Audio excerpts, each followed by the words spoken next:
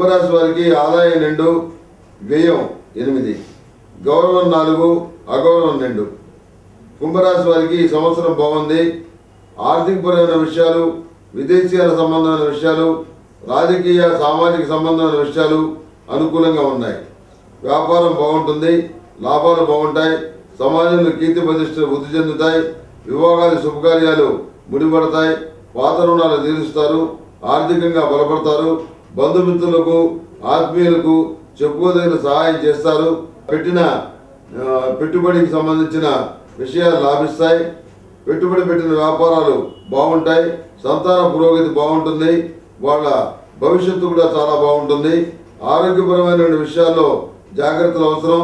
స్థిరాస్తులు కొనుగోలు చేస్తారు, రాజకీయ పదవి లభిస్తుంది, సొంత వ్యక్తులు ఆత్మీయుల వల్ల నష్టపోయే అవకాశం ఉంది, జాగ్రత్త వహించండి. విదేశాల్లో నివసిస్తున్న మీ రక్త సంబంధికులు అభివృద్ధి పదవిలో ఉంటారు. రియల్ ఎస్టేట్ వ్యాపారం బాగుంటుంది.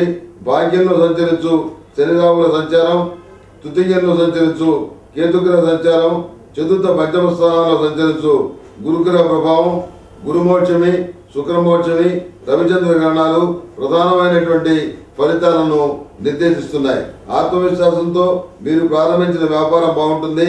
ప్రతి విషయాన్ని నూతన కోణంలో ఆలోచిస్తారు. ప్రజా సంబంధాలు వృద్ధి చేసుకోవడానికి, ప్రజల అభిరుచి తెలుసుకోవడానికి ఎక్కువగా ప్రయత్నిస్తారు. భాగస్వాములను కలుపుకొని వ్యాపార విస్తరణ చేస్తారు. నూతన బ్రాంచీలు నెలకొల్పుతారు.